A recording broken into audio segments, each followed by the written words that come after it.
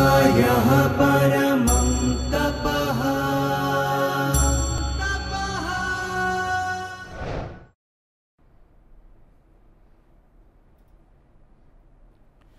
नमस्कार मित्राणि।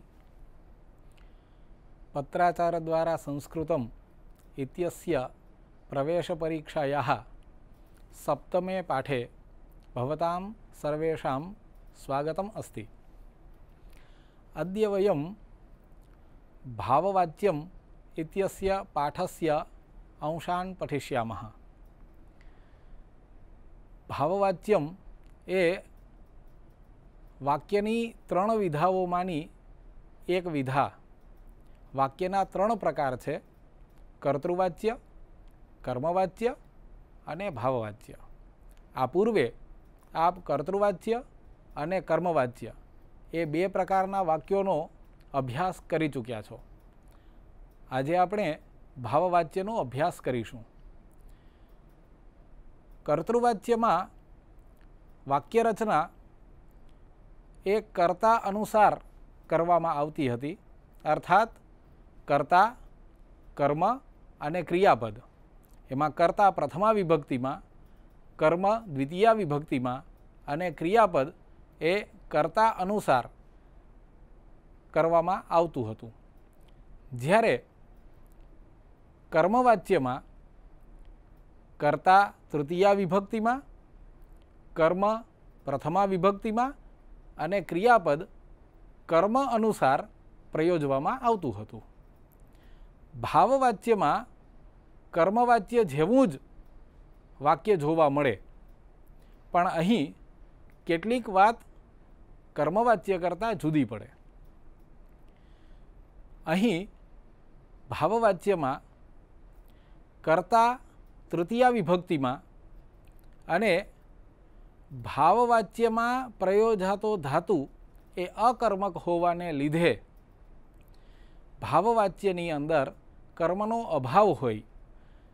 मात्र प्रथम पुरुष एक वचननु कर्मवाच्य में जे प्रकारे धातुनु रूप क्रियापद बनतु हतुं ए ज प्रकारनु रूप अहीं पण जोवा मळे छे।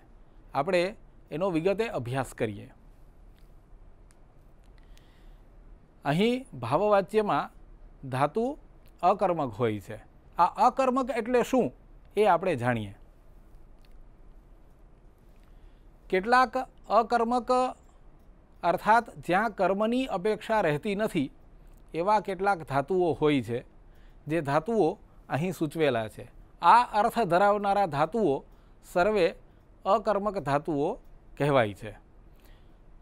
आ एक श्लोक में आपणे ए देखाड़ीए छीए के केवा केवा अर्थ धरावता धातुओ अकर्मक होय छे। लज्जा सत्ता स्थिति जागरणम वृद्धि क्षय भय जीवित मरणम शयन क्रीडा रुचि दीप्त्यर्थम धातुगणम तम कर्मकमाहु धातुगणम तम कर्मकमाहु। अहीं आ केटलाक अर्थो सूचवेला छे, जेम के लज्जा, लज्जा अर्थात कोईथी शरमावुं। सत्ता, सत्ता अर्थात स्थिति, होवुं। अस्तित्व, जेम के भू धातु, विद धातु अने अस धातु, आ धातुओ अने वृत धातु, आ धातुओ ए सत्ता अर्थ दर्शावनारा धातुओ छे। स्थिति अर्थात स्था धातु, एक जग्याए स्थिर रहवुं अथवा तो होवुं, एक परिस्थिति में रहवुं। जागरणम अर्थात जागवुं। वृद्धि वधवुं। क्षय क्षीण थवुं। भय अर्थात डरवुं। जीवित अर्थात जीववुं अने मरणम अर्थात मृत्यु पामवुं। शयन ऊँघवुं। क्रीडा रमवुं। रुचि गमवुं। दीप्ति अर्थात चमकवुं।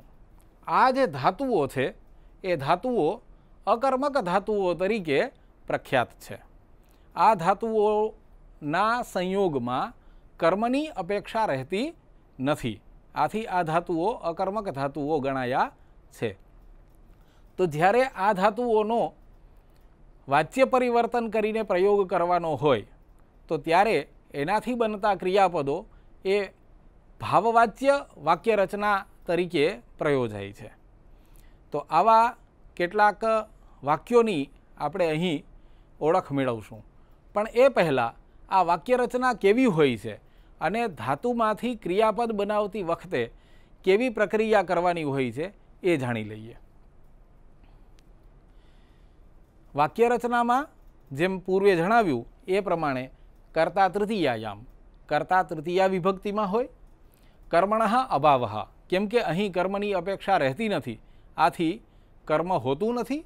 અને ક્રિયાપદમ આત્મનેપદ પ્રથમ પુરુષ એકવચનસ્ય રૂપમ, કોઈ પણ ક્રિયાપદ બનાવશું તો ધાતુમાંથી ક્રિયાપદ બનાવતી વખતે આ વાક્ય રચના બનશે, આ ક્રિયાપદની રચના થશે. ધાતુ એને ય પ્રત્યય જોડવો, ધાતુના મૂળ રૂપની સાથે ય પ્રત્યય જોડાશે અને આત્મનેપદ પ્રથમ પુરુષ એક વચનનો પ્રત્યય ત્યારબાદ પદ સાધક પ્રત્યય તરીકે જોડવામાં આવશે. જેમ કે ક્રીડ ધાતુ એને ય પ્રત્યય લગાડવો અને પ્રથમ પુરુષ વર્તમાનકાલ પ્રથમ પુરુષ એક વચનનો પ્રત્યય તે એ આપણે જોડીએ તો ક્રીડ્યતે આવું રૂપ સિદ્ધ થાય છે. આ જ રીતે ભૂ ધાતુ સત્તાવાચક અર્થાત અસ્તિત્વનો વાચક છે, તો ભૂ ધાતુ ત્યારબાદ ય પ્રત્યય અને એને પણ આત્મનેપદ વર્તમાનકાલ પ્રથમ પુરુષ એક વચનનો પ્રત્યય તે એ આપણે લગાડીએ અને એનાથી ભૂયતે આવું રૂપ આપણને પ્રાપ્ત થાય છે. એનો જ્યારે વાક્ય પ્રયોગ કરીએ તો ત્યારે કર્તા એ પૂર્વે જણાવ્યા પ્રમાણે તૃતીયા વિભક્તિમાં હોય. જેમ કે મયા ભૂયતે, ત્વયા ભૂયતે, તેન ભૂયતે, રામેણ ભૂયતે, સીતયા ભૂયતે, આવા દરેક પ્રકારના રૂપો એમાં ક્રિયાપદના રૂપમાં કોઈ પણ પરિવર્તન નહીં થાય, કેમ કે એ ત્યાં કર્તા અનુસાર નથી ચાલતું, કર્મ હોતું નથી, એ માત્ર ધાતુના પોતાના અર્થને સૂચવવા માટે થઈને પ્રયોજાયેલું હોય છે. અને આથી ત્યાં પ્રથમ પુરુષ એક વચનનો કે જે એનો કાળ સૂચવવા માટે અને ઓછામાં ઓછો પદ સાધક એક પ્રત્યય લાગેલો હોવો જોઈએ એ સૂચવવા માટે થઈ અને પ્રયોજાય છે. આથી આપણે આ વાક્ય રચના જે મેળવીએ છીએ એ વાક્ય રચનાની અંદર પ્રથમ પુરુષ એક વચનના પ્રત્યયવાળું ક્રિયાપદનું રૂપ પ્રાપ્ત કરીએ છીએ. કેટલાક રૂપો આપણે અહીંયા બહુ સહેલાઈથી આ એક જ કોષ્ટકની અંદરથી પ્રાપ્ત કરી શકીએ છીએ.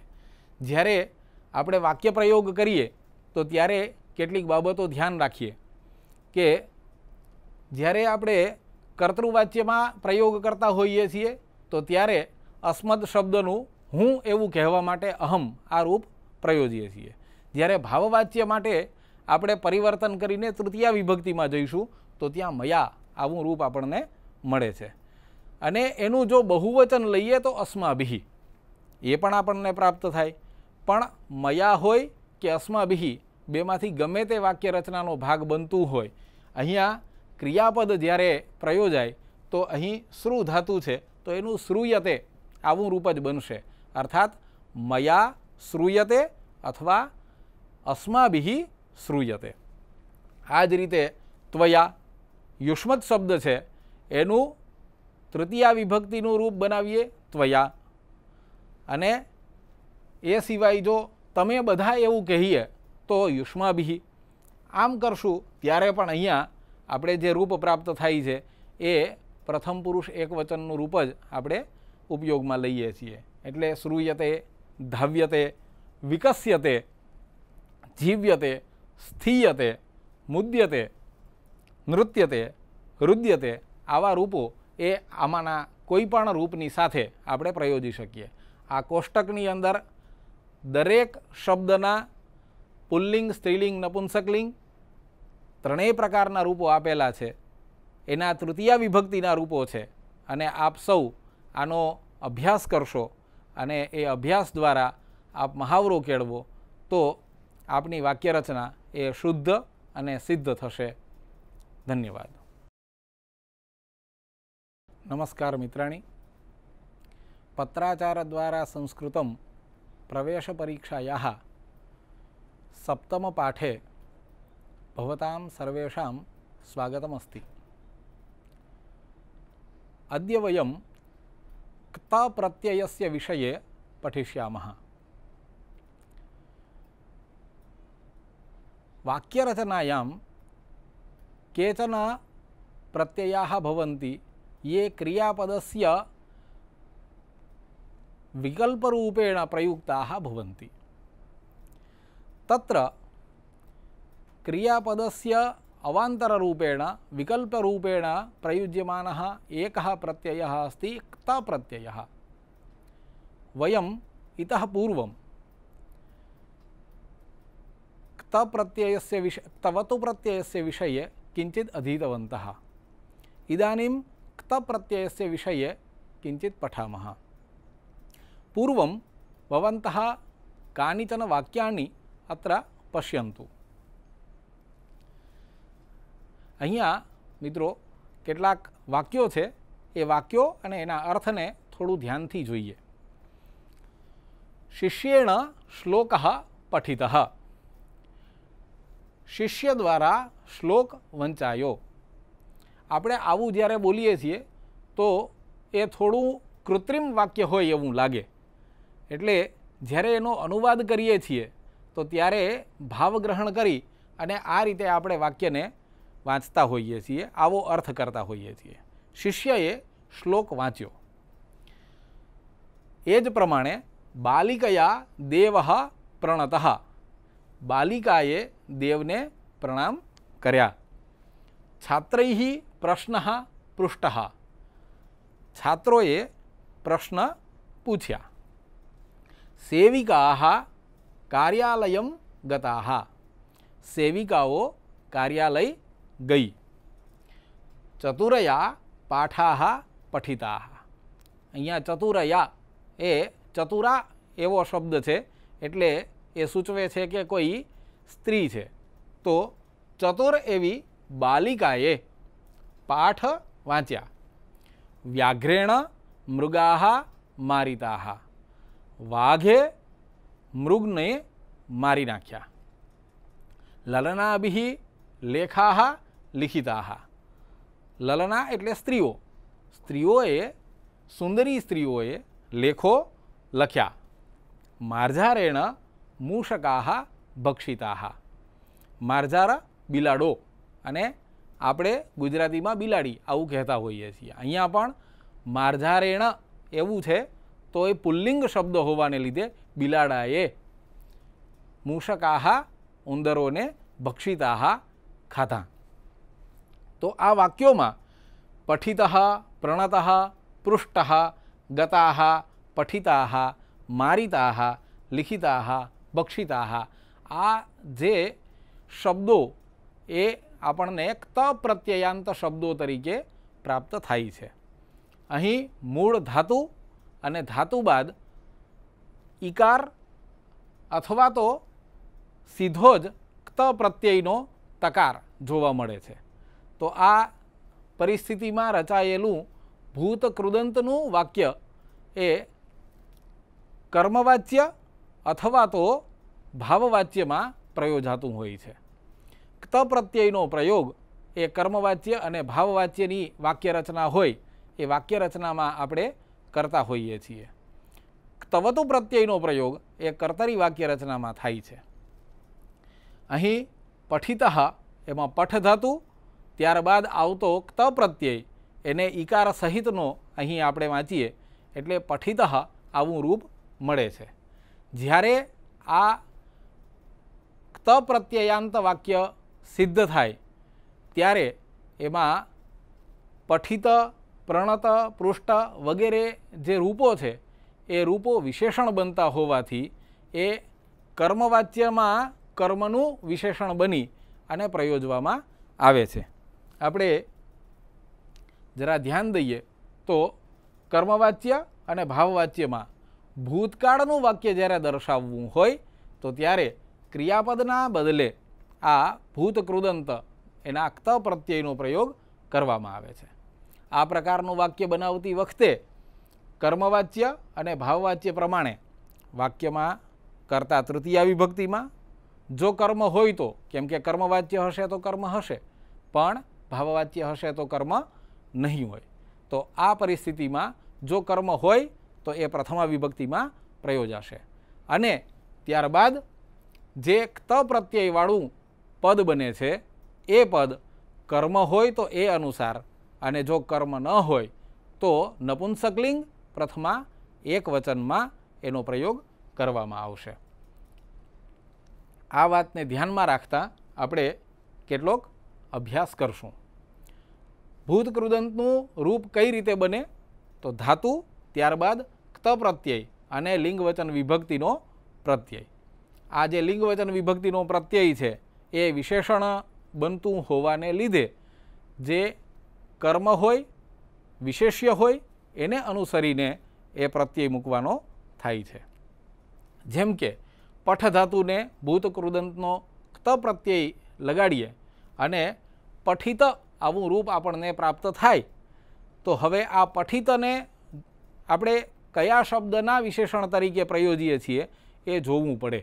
વાક્યમાં જો શ્લોક આવો શબ્દ કર્મ તરીકે મળતો હોય તો પઠિત શબ્દ છે એ શ્લોકનું વિશેષણ બનતો હોવાને લીધે આપણે પઠિત આવું પુલ્લિંગ રૂપ બનાવીશું. જો ગીતા એવો શબ્દ વાક્યમાં મળતો હોય તો પઠિત એ એનું વિશેષણ બનતું હોવાથી પઠિતા એવું રૂપ બનાવશું. એ જ રીતે જ્યારે આપણે પઠિતમ આવું રૂપ ક્યારે બનાવશું? તો જ્યારે આપણે પુસ્તકમ એવો શબ્દ પ્રયોજીએ તો પુસ્તકમ પઠિતમ આવું રૂપ આપણને પ્રાપ્ત થાય છે. આ જે ઉદાહરણો આપણે જોયા એ કર્મવાચ્યના ઉદાહરણો હતા. કેટલાક ભાવવાચ્યના ઉદાહરણો પણ જોઈએ. જેમ કે તેન સ્થિતમ, જનૈહિ ભીતમ, યુવતીભિ જીવિતમ, કંદર્પેણ મૃતમ. અહીં કર્મની અપેક્ષા રહેતી નથી. આપણે જે અકર્મક વાક્યરચના, ભાવવાચ્યની વાક્યરચના વખતે ધાતુઓને જોયા, એમાં જે ધાતુઓનો પ્રયોગ ત્યાં અકર્મક ધાતુ તરીકે કરેલો છે એમાંના જ આ ધાતુઓ છે કે જેને કર્મની અપેક્ષા રહેતી નથી. તો આવું વાક્ય બનાવતી વખતે પણ આપણે એને નપુંસકલિંગ પ્રથમા એક વચનના રૂપમાં પ્રયોજીને પદ બનાવીને અહીં વાક્ય રચનાની અંદર પ્રયોગ કરી શકીશું. કેટલાક ધાતુઓમાં ધાતુ પછી સીધો ક્ત પ્રત્યય પ્રયોજવામાં આવતો હોય છે. તો એવા કેટલાક ધાતુઓ જેમ કે જ્ઞા ધાતુ છે, જ્ઞાતઃ એવું રૂપ બને, જ્ઞાતા એવું રૂપ બને અને જ્ઞાતમ આવું રૂપ પણ બને. એ વિશેષણ તરીકે હોવાથી આપણે જે પ્રકારે વિશેષ્ય હશે એ પ્રમાણે એનું લિંગ પરિવર્તન કરવાનું રહેશે. શ્રી ધાતુ છે તો શ્રિતઃ, શ્રિતા, શ્રિતમ આવા રૂપો ત્યાં પણ જોઈ શકાય. એ જ પ્રમાણે હૃ ધાતુને હૃતઃ. અહીં આ ધાતુઓમાં ધાતુ પછી તરત ક્ત પ્રત્યયમાંથી બચતો ત એ આપણે જોડ્યો છે. એટલે જ્ઞાતઃ, શ્રિતઃ, હૃતઃ, કૃતઃ એવા રૂપો આપણે બનાવી શકીએ છીએ. જ્યારે કેટલાક ધાતુઓ પછી ત પ્રત્યય આવતો હોય તો એને ઈકાર યોજીને પ્રયોજવામાં આવે છે. જેમ કે પઠ ધાતુ છે તો પઠિતઃ, ખાદ ધાતુ છે ખાદિતઃ, યાચ ધાતુ છે યાચિતઃ આવા રૂપો અહીં આપણે પ્રયોજ્યા છે. આ ધાતુઓને સેટ ધાતુઓ તરીકે ઓળખવામાં આવે છે. જ્યાં ઈકાર જોવા નથી મળતો એવા ધાતુઓને અનિટ ધાતુઓ તરીકે ઓળખવામાં આવે છે. ધન્યવાદ. મિત્રો, જેવી રીતે ક્ત પ્રત્યયની પૂર્વે ધાતુ સાથે ઈકાર લાગી જાય અને રૂપ પરિવર્તન થતું હોય છે, એવી રીતે ક્ત પ્રત્યયના પોતાના પણ કેટલાક પરિવર્તનો જોવા મળે છે. ધાતુના સાથે સંધિગત પરિવર્તનોને અહીં આપણે જોઈ શકીએ છીએ. ક્ત પ્રત્યયમાંથી ટ, ઢ, ધ, ન કે ણ આવા જુદા જુદા પરિવર્તનો એક ત પ્રત્યયના તકારના સ્થાનમાં થતા સંધિગત પરિવર્તનો ગણાય છે. જેમ કે દૃશ્ય ધાતુ છે, તો એ દૃશ્ય ધાતુના શકારને લીધે ત પ્રત્યયના તકારના સ્થાનમાં ટ થઈને દૃષ્ટ આવું રૂપ બન્યું. આ જ રીતે વૃષ ધાતુ છે, તો એ વૃષ ધાતુના પછી આવતા ત પ્રત્યયના તકારના સ્થાનમાં ટકાર થઈને વૃષ્ટ આવું રૂપ બને છે. એ જ રીતે કૃષ ધાતુ પછી આવતો ત પ્રત્યય ટ બનીને કૃષ્ટ આવું રૂપ સર્જે છે. આવું જ ત પ્રત્યયના સ્થાનમાં ઢ થતું પણ આપણે જોઈ શકીએ. જેમ કે વૃહ ધાતુ છે, એની પરિવર્તન થઈ અને વૃઢ આવું રૂપ આપણે પ્રાપ્ત કરી શકીએ. એ રીતે દ્રુહ ધાતુમાંથી દૃઢ અને મુહ ધાતુમાંથી મૂઢ આવું રૂપ આપણને પ્રાપ્ત થાય. ત પ્રત્યયના સ્થાનમાં થતો એક પરિવર્તન એટલે કે ધકાર, તો એ ધકારના કેવા રૂપો બને? વૃદ્ધ ધાતુ છે, એની સાથે જો તકાર જોડાય તો ધ બને અને વૃદ્ધ આવું રૂપ આપણને પ્રાપ્ત થાય. એ જ રીતે ક્રુદ્ધ ધાતુની સાથે જ્યારે ત જોડાય તો પરિવર્તન પામી ધકાર થઈ અને ક્રુદ્ધ આવું રૂપ પ્રાપ્ત થાય. અને એ જ રીતે બુદ્ધ ધાતુ સાથે આનાથી આપણને ખ્યાલ આવે કે ધકારાંત ધાતુ પછી જો ત પ્રત્યય આવે તો એનો ધકાર બને અને આગળના ધકારના સ્થાનમાં દ થઈ જાય અને દ ધનો સંયોગ થઈ અને ધ આવું રૂપ આપણને પ્રાપ્ત થાય છે. એટલે બુદ્ધ આવું રૂપ આપણે અહીંયા પ્રાપ્ત કરી શકીએ છીએ. એ જ રીતે નકાર પણ એક રૂપ પરિવર્તન છે. જ્યારે દકારાંત ધાતુ હોય તો એ દકારાંત ધાતુ પછી આવતો તકાર ત પ્રત્યયનો તકાર એ નકારમાં પરિણમે અને આગળનો દકાર છે એ પણ નકારમાં પરિણમે. આમ અહીં ખિદ ધાતુ છે, તો ખિદ ધાતુના દકારનો પણ નકાર અને ત પ્રત્યયના તકારનો પણ નકાર, આમ બંને થઈને ખિન્ન આવું રૂપ પ્રાપ્ત થાય. એ જ રીતે છિદ ધાતુ છે, તો એના દકારનો નકાર અને ત્યાર પછી આવતા ત પ્રત્યયના તકારનો પણ નકાર, એટલે ખિન્ન આવું રૂપ પ્રાપ્ત થાય, છિન્ન એવું રૂપ પ્રાપ્ત થાય. અને એ જ રીતે ભિદ ધાતુ છે, તો એના પણ દકારનો નકાર અને પછી આવતા તકારનો પણ નકાર, તો ત્યાં ભિન્ન આવું રૂપ પ્રાપ્ત થાય છે. આ ત પ્રત્યયના સ્થાનમાં થતો નકાર અને એને લીધે પરિવર્તિત થતું એવું ધાતુનું રૂપ આપણને પ્રાપ્ત થાય. એ જ રીતે નકારને બદલે ણકાર થાય, તો એ ક્યારે થાય? તો જ્યારે ઋકારાંત ધાતુ હોય, દીર્ઘ ઋકારાંત ધાતુ, એ ધાતુ પછી આવતો ત એ નકારમાં પરિણમે અને પછી ત્યાં દીર્ઘ ઋકારાંત ધાતુમાં આવતા પરિવર્તનોના પરિણામે સર્જાતો રેફ એ નનો ણ બનાવે છે. એટલે તૃ ધાતુનું તીર્ણ આવું રૂપ બને. એ જ રીતે દૃ ધાતુ છે, વિ ઉપસર્ગપૂર્વકનો અહીં દૃ ધાતુ, એનું દીર્ણ આવું રૂપ બને. અને એ જ રીતે કૃ ધાતુ, દીર્ઘ ઋકારાંત ધાતુ કૃ, આ એના સ્થાનમાં કીર્ણ આવું રૂપ આપણને પ્રાપ્ત થાય. આ બધા જ ધાતુઓના અર્થોને પણ આપણે સાથે સાથે જોઈએ તો દૃશ્ય ધાતુ છે જોવાના અર્થમાં છે, વૃષ ધાતુ છે એ વરસવું એ અર્થમાં છે, કૃષ ધાતુ એ ખેડવું એ અર્થમાં છે, વૃહ ધાતુ છે એ વિંધવું એવા અર્થમાં છે. આ જ રીતે આ ધાતુઓના અર્થોને પણ આપણે જોવા જોઈએ અને આપ સૌ એ ધાતુઓના અર્થોનો પણ અભ્યાસ કરો એવી પણ અહીં અભિલાષા સેવાય. આ સાથે આપણે આ પાઠને અહીં સમાપ્ત કરીએ. ધન્યવાદ. स्वाध्यायः परमं तपः